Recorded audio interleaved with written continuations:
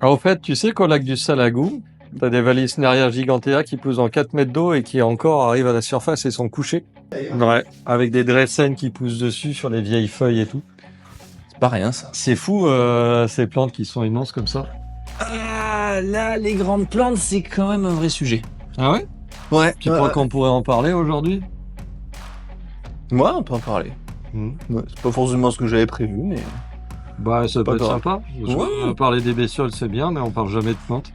On parle des On a toujours parlé d'ailleurs de plantes pour les petits aquariums, les nanos, les machins, les trucs, mais Ouais, en ça, fait, on n'a jamais vraiment évoqué les grandes plantes. C'est vrai. Alors, Ceux qui nous suivent depuis un moment. la mode est quand même généralement à tout ce qui va être plus petit, mais c'est vrai qu'il faut pas oublier ce qui est grand, Bah ce qui ouais. fait plaisir. Les grands volumes, il y a quand même pas mal de choses à faire dedans. Plus grand volume, plus de place. Mais ok, bah écoute, on parle de ça. Hein, Jingle. allez, On parle des jingle. grandes plantes.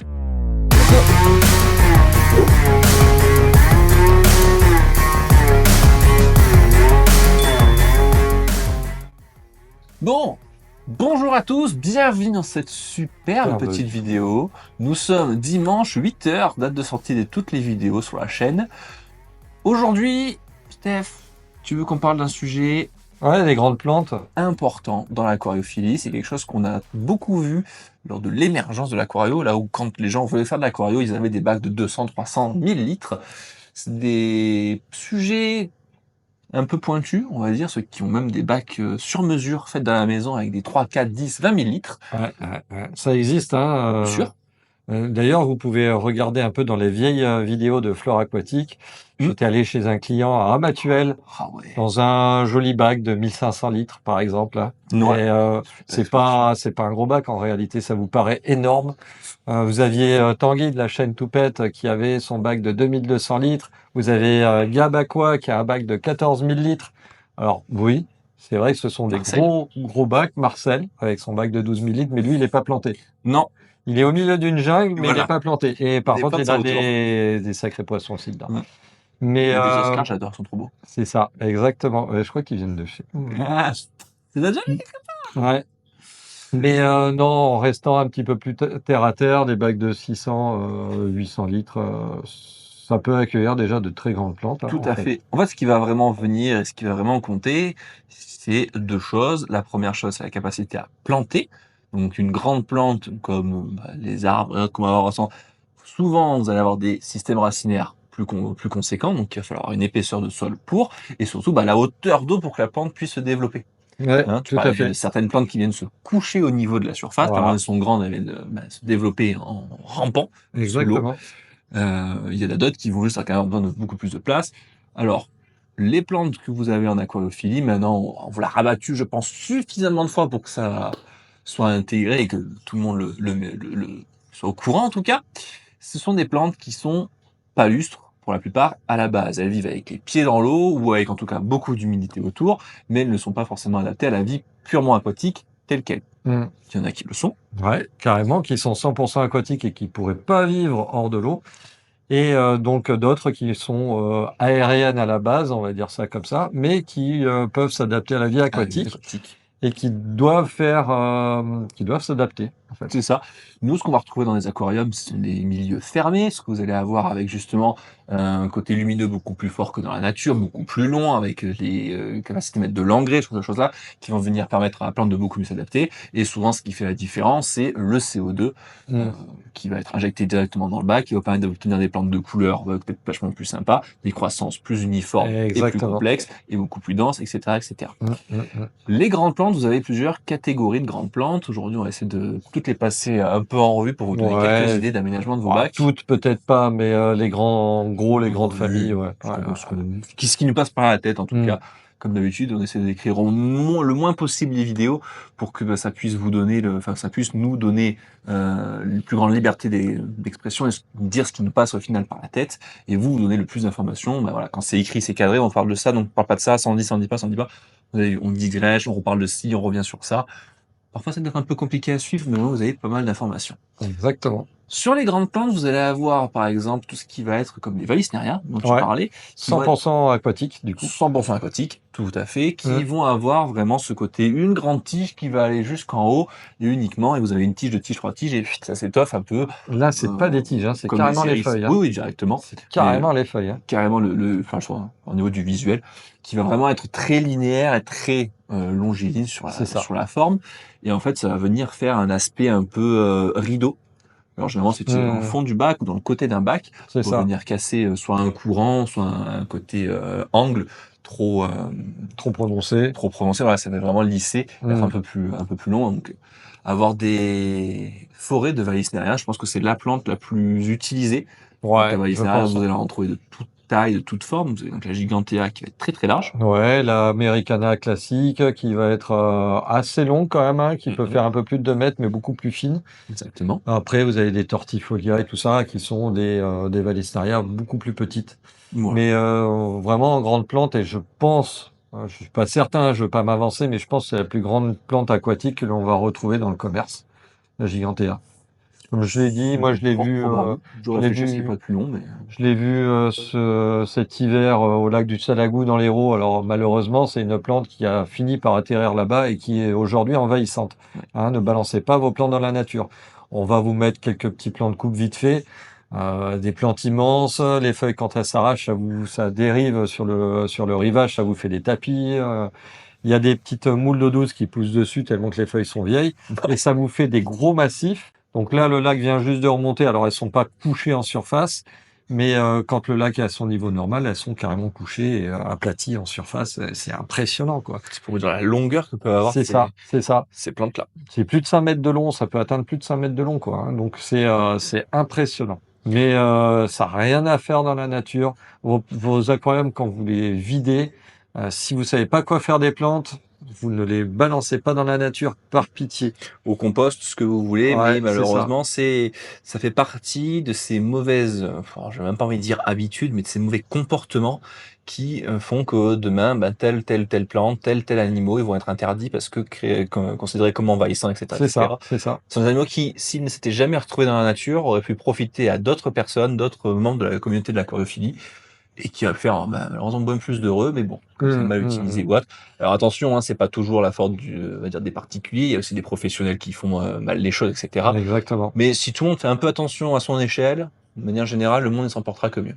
La dernière qui a été interdite, par exemple, en date, c'est la Pistia stratiote, Mmh. qui est une espèce de laitue d'eau et qui, à certains endroits en France, se retrouve en permanence à l'année maintenant. Les Cornia crassipes, la jacinthe d'eau qui a été interdite il y a quelques années, était aussi pareil, un peu. Alors, elle n'a pas été envahissante en France, Mmh. mais elle s'est développée par période à certains endroits et ça fait peur à beaucoup de monde. On a des plans d'eau aujourd'hui envahis par la Ceratophyllum demersum, par l'Egeria dansa.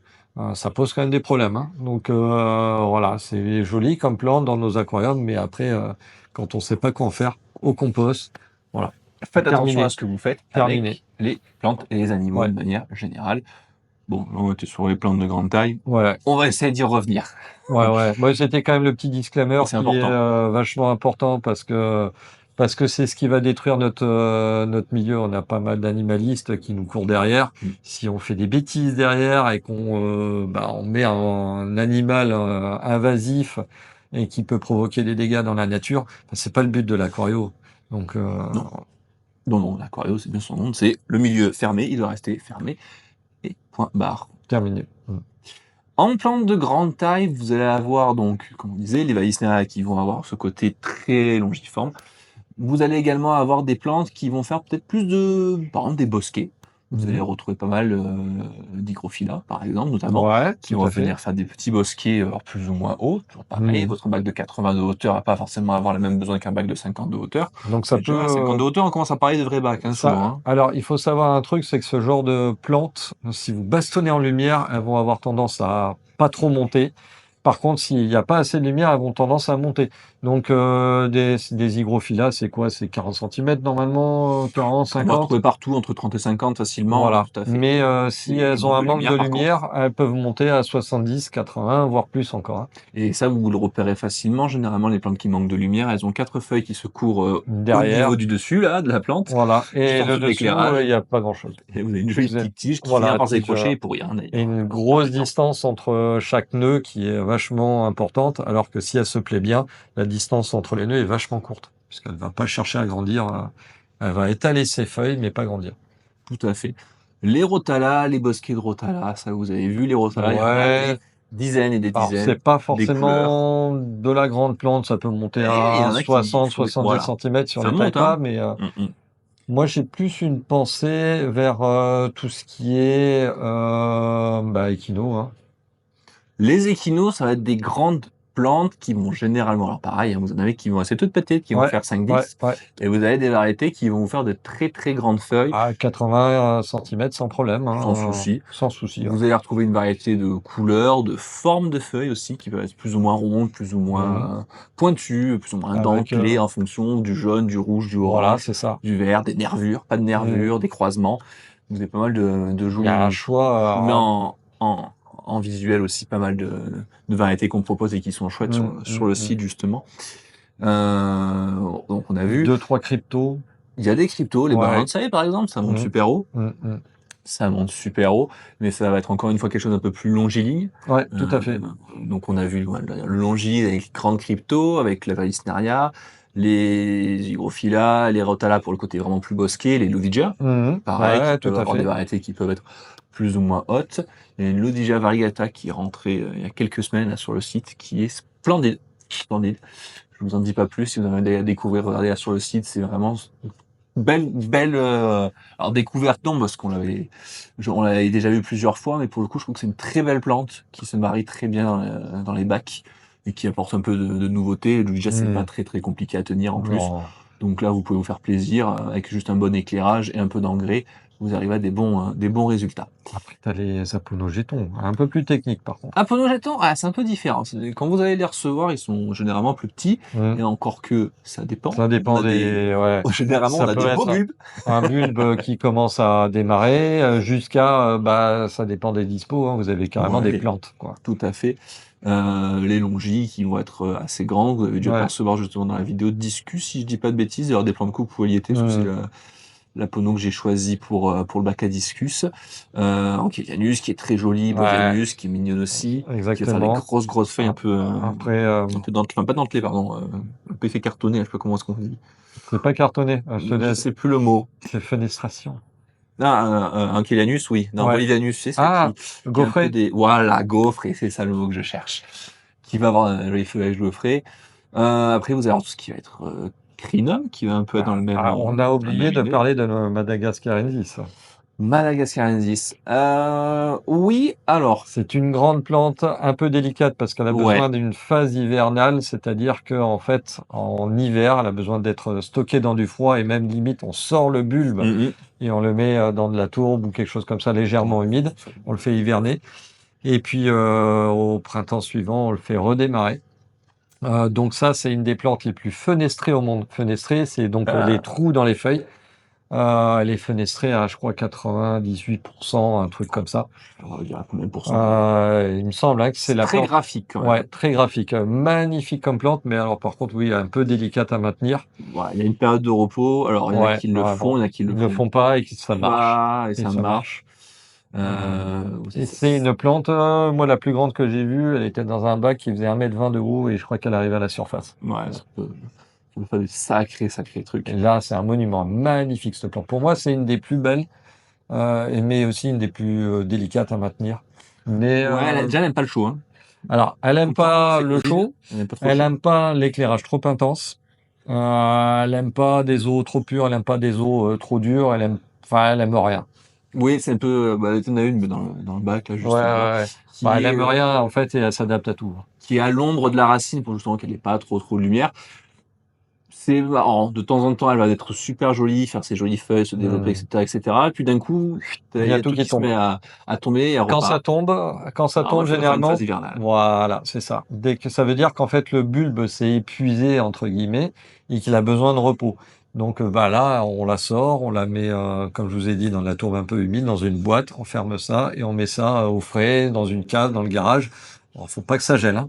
On est autour des 10-15 degrés pour, Ah non, non, maintenir le bulbe. c'est ça, c'est hiver, mais c'est pas, Voilà. c'est pas en C'est congèle. pas en congèle, hein, ça vit à Madagascar, il gèle pas là-bas, hein, mais il y a des petites saisons et par contre, ça aime pas les eaux en été à Non. 28-29, hein. 22, 23, Ouais, 24, voilà, c'est voilà, terrible. c'est Et bien au-dessus de après, 24, après les feuilles, elles font la gueule, hein. elles font la gueule, elles repèrent ses feuilles et c'est pas pour l'hivernal. C'est pas pour l'hivernage. Voilà, pour ceux qui veulent retrouver ce genre de plantes-là avec des températures plus tropicales, pour des bacs communautaires tropicaux à 26, partez plutôt sur Donc, l'Antiganus. ouais, c'est ça, elle est bien celle-là. Elle va faire vraiment Mmh, l'affaire. Elle est pas ouais, aussi enfin, visuellement graphique, mais elle un va peu être moins fenestrée, fenestré, mais mais franchement magnifique. très Ouais, jolie. ouais, Personnellement, je la ouais, préfère ouais, la Nectarine pour ça dire que je les zappé, hein. ouais. Mais ça, ça peut vous ouvrir. Et puis l'avantage avec ces plantes-là, comme tu disais, c'est que des fois elles ont des feuilles, après elles les repèrent, elles reviennent. Mmh, Ça fait vraiment évoluer dans le bac, contrairement à des bosquets qui vont être plutôt fixés. Vous allez tailler toutes ouais, les semaines pour c'est garder tout le ça. temps la même forme. Là, ça fait un peu plus d'évolution. J'ai commencé à parler des crinums. Ouais, alors les crinums aussi qui peuvent être de très grandes plantes. Ça peut être super super Mmh. grand. Vous allez avoir le Thayanum, vous allez avoir le Natans, vous allez avoir le Calamistratum, C'est qui ça. est certainement l'un des crinums les plus recherchés. Avec ses feuilles Parce que gaufrées, ouais, c'est torsadées, magnifique. longilignes. Elle est vraiment atypique hein, quand même, hein. Ouais, moi je me rappelle encore la première fois que j'en ai eu une.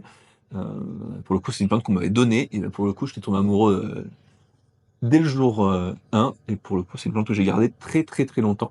Je m'en étais séparé, je sais pas à qui je l'avais offert d'ailleurs, mais bon, super belle plante, Ouais, très très carrément. visuelle. Ça ne va pas forcément habiller outre mesure le bac, dans le sens où ça fera Non. pas, enfin, vous pouvez pas me dire je vais cacher l'arrière comme avec de la Weissneria, Mmh. mais par contre en ajout, ça fait quand même quelque chose Ouais. d'un peu foncé quoi. Dans un bac un peu, on va dire typé biotope, vous savez, avec plein de belles racines, vous Mmh. mettez ce genre de plante dedans. Donc ça, c'est à la fois discret et c'est une plante qui est starifiée en fait au milieu de tout ça. Elle est discrète, mais en même temps, elle s'impose parce qu'elle est vraiment à part, quoi, hein. Moi, je Alors me souviens aussi, qui fait un peu foncé en plus, elle est très jolie. ouais, Jean-Marc m'avait filé un bulbe donc c'est quoi? C'est Thayanum? Non, je sais même plus. Alors bulbe, c'est bizarre hein, parce qu'il sent un petit peu. En fait, c'est bourré d'éléments nutritifs et bah ça travaille beaucoup donc ça sent. On se dit ouais, il est pourri le truc. Non, vas-y, plante-le dans ton bac, tu vas voir ce que ça va donner. C'est dès que je l'ai mis, il s'est mis à sortir. Magnifique.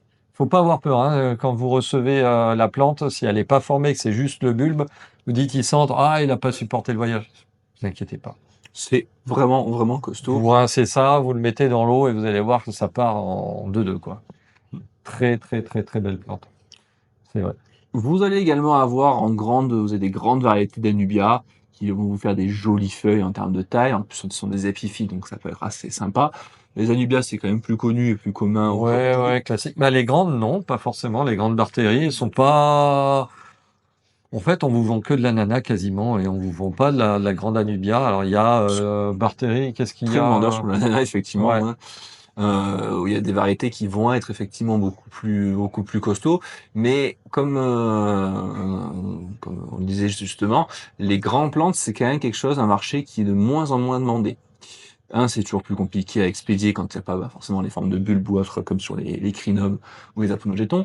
Mais les, les grandes anubias, par exemple, elles ont vu leur place se faire vite rapidement et piquer par les variétés nana, les variétés un peu plus, voilà, où je peux juste en mettre une petite touche là parce que mon bac il ouais, fait tout que à fait. 60 litres, que 100 litres, etc.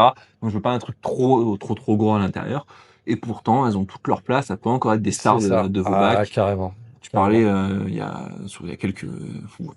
une vidéo qu'on avait fait ensemble, je me rappelle d'un mur d'Anubia Mhm. dans un de tes bacs. Ouais, Et pour le carrément, ouais. coup, alors c'est long à pousser, certes, mais Ça mettait des ça mois. fait un très très joli rendu. Ça mettait des mois à pousser. À chaque fois que je taillais, c'était.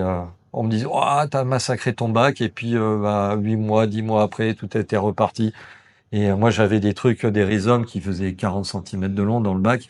C'était à la fin, c'était incontrôlable, ça partait dans tous les sens, j'étais obligé de tailler.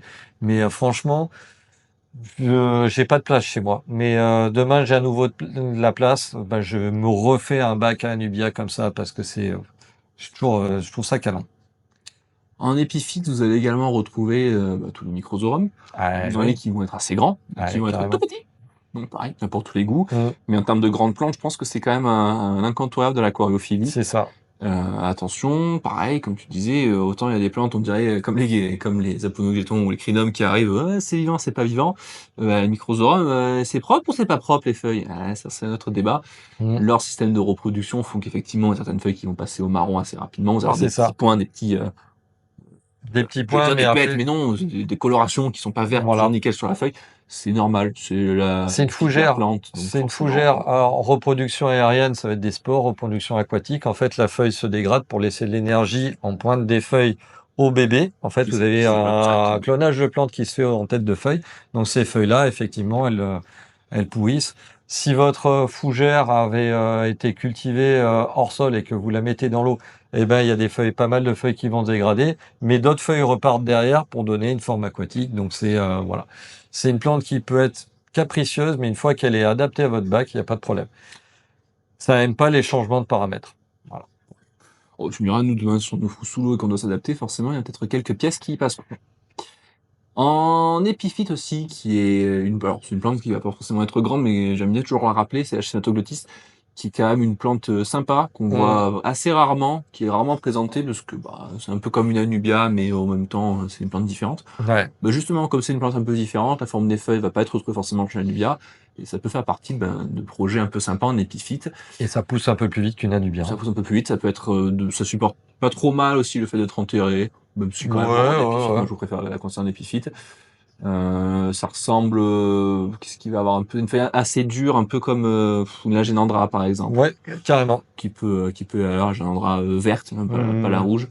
Mais pareil, c'est une Gynandra, on n'en voit pas assez dans les bacs, ça pourrait être vachement cool. Mais il y a beaucoup de plantes en fait qui sont méconnues entre guillemets, hein. Il y a quelques spécialistes qui les ont, mais du grand public, en fait, on a trop le choix.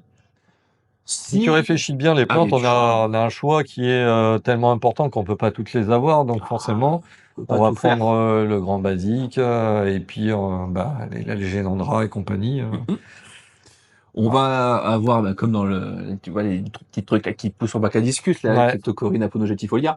Ça aussi, pareil, ça fait partie des plantes qui ont couru dans le monde de l'aquario pendant très longtemps et qui qui ont aujourd'hui sont disparu quasiment. introuvables. C'est Ouais. une vraie galère. Pour ça, moi, j'en ai une bouture dans le bac à discus et j'en suis très content et je la garde, je la chéris fortement parce que parfois c'est compliqué à aller retrouver. Cryptocorinne steriana qui va être assez grande Mhm. aussi, plus facile à Carrément. retrouver Ouais, avec les ouais, dessous ouais. rouges. Pour ceux qui ont envie de faire quelque chose un peu sympa et qui n'ont pas forcément envie de se décider, pareil, sur forcément une espèce fixée ou autre, vous avez toujours les lots de plantes économiques. Donc c'est des plantes qui arrivent en tige et Ouais. qui vont venir habiller un bac moyen de moyenne taille plutôt de manière générale sur les Alors, fonds de bac. ouais, c'est pas Donc c'est forcément des grandes pas plantes, hein, on va dire. C'est pour ça sur du bac moyen, moi je le conseille, c'est bien. ouais, ouais, ouais, ouais. Bon, Ou faire après, du milieu de plan sur des grands bacs, ça vous marche avez aussi. des 600 litres, si les plantes se plaisent, elles vont Il exploser, n'y a hein. pas de souci. Vous mettez des petits bâtonnets d'engrais au niveau des racines. Exactement. Ça aussi, il va falloir qu'on mette un peu les pieds dedans un jour, mais tout ce qui est fertilisation pour les bacs, quel produit utiliser, quel produit nous on utilise pour, de manière Un générale, sol technique, un la sol place. nutritif, Ouais! ah, Il va il y a falloir qu'on y matière, aille. hein. Ouais. Voilà. Et on a passé en revue un peu la plupart des plantes. Un truc qui vous plaît beaucoup en ce moment et qui peut aussi faire office de plante de fond, pourquoi pas, c'est le Nymphaea rubra. Ouais. Ah, oui. Ça marche du feu de Dieu. Pareil, c'est un bulbe à la base, donc pareil, attention, des fois ça arrive sous forme de bulle, vous plantez et après ça repart. Voilà, ça fait des petites feuilles aquatiques, hein, et forcément, il y a toujours quelques tiges qui vont monter vers la surface et vous faire des feuilles en surface. Très sympa. Très sympa. Ouais, et ça fleurit. Ouais, et Bon, ça fleurit. pas dans tous les bacs de manière générale, mais sous C'est quelques conditions, ça peut fleurir. c'est difficile à faire fleurir en bac, hein, Ouais. mais par contre, vous pouvez mettre ça en bassin. En bassin, à la belle saison, tout à Mm. fait. Attention, hein, c'est du tropical, donc ça gèle, et quand ça Ça, gèle, ça meurt. Donc voilà, on rentre à la fin de la belle saison. voilà, à la fin de la saison, vous coupez toutes les tiges, chut, hop, on met à hiverner, et puis c'est parti. Voilà. Toutes les plantes qu'on vous a conseillées, on les a forcément en pot, on va dire générale. Vous pouvez également les retrouver en in vitro. Il n'y a pas de grosses différences généralement en termes de prix. L'avantage des plantes en pot, c'est qu'elles sont plus grandes, donc quand vous les recevez, vous habillez directement l'ensemble. Les in vitro, elles, par contre, sont éphémères plus petites. Souvent, c'est un peu plus... Souvent, pas tout le temps. Des fois, on a des pots qui sont très très très bien fournis. Ouais. On est très fiers de nos pots parce qu'ils sont très très souvent très bien fournis. Vous avez plus de départ, par contre c'est un peu plus petit, et par contre ça a tendance à repartir un peu plus fort. Je le dis bien un peu, c'est vrai qu'on a tendance à voir que ça repart bien, parce qu'il n'y a pas forcément une aussi grande phase d'adaptation comme tu le disais pour le Microsorum à Carrément. l'aquatique, mais bon, la différence est assez minime. En vrai, si vous avez une plante en pot ou une plante en in vitro, vous pouvez partir chez nous sur l'une ou sur l'autre. On n'est pas sur des plantes où on va justement avoir ce problème d'escargot comme on va avoir dans les magasins où ils ont leurs plantes dans les bacs en eau et où forcément, bah, s'il y a des escargots qui pondent dessus, vous allez retrouver avec les escargots là-bas. Nous, Ouais. elles sont sous serre, donc forcément, les Juste escargots... les racines dans l'eau. Alors, voilà. voilà. Ouais. Théoriquement, il n'y a pas d'escargot. Ça peut arriver, mais Oui, vous avez beaucoup moins de risques. il y a beaucoup moins de risques justement dans ces bacs. Beaucoup moins. Et puis ouais. Voilà. Et Bah si oui. vous avez des plantes qu'on a oubliées, auxquelles vous pensez, vous nous les mettez en commentaire en disant ah les gars, Vous avez oublié celle-là aussi, elle est grande. Eh oui, ouais, on oui. peut pas penser à tout. Bah, la Cerato, hein, c'est pareil, hein. C'est grand, exactement, ça va Ouais, être plus très très grand. soit au sol, mais c'est pas forcément le plus conseillé, soit vraiment flottante. Mm. Ça peut vous faire des super choses. Donc voilà, vous n'hésitez pas. Les Bucephalandra, non, ça compte pas. Elle reste toute petite. Même les grandes variétés, c'est pas non plus des trucs monstrueux. Donc ça va le faire. Ah, bah bon. Là, déjà, je pense qu'on a fait un peu le tour de la question, Ouais. sans parler après de tout ce qui est trou de mémoire. C'est ça que de vieillir, mais bon, Trouvez le trou de mémoire en le, commentaire. le, le grand Proposez-le-nous. basique, les alternantera et compagnie, Oui. oui, ça peut grandir, mais c'est parce que ça va chercher la lumière. Mais voilà, Il y a de après, tout. on Il a y a de déjà fait un tout. peu le Pousse tour. lente, pousse rapide. Il y a de Ouais, quoi se faire plaisir. Les grands bacs ont encore un avenir devant eux. N'hésitez pas. heureusement, hein. Planifiez vos choix, enfin vos bacs. Pensez-les intelligemment dès le départ, ça vous évite énormément de soucis par la suite, et surtout ça vous coûtera beaucoup Moins moins cher. cher. On se retrouve très bientôt pour une nouvelle vidéo, tous les dimanches à 8h sur la chaîne.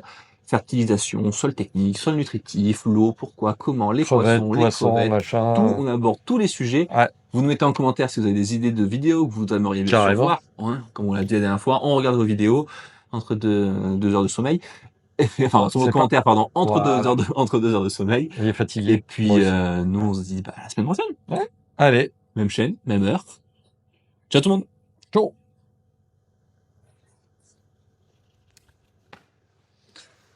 On va peut-être falloir qu'on mette en place les lives un jour aussi. De quoi? Il faudrait peut-être mettre un jour que je mette en place les lives. Ah, Enfin bah bon, oui. après, je sais pas si des gens qui se seraient intéressés de discuter aquariophilie sur un live comme ça de temps en temps, un soir, un mercredi soir, mais. Mm. C'est eux qui Ça voient, hein. faire. Non, mais oui, il suffit de le dire en commentaire, hein. On Bah lit oui, ça. hein. Oui, ça.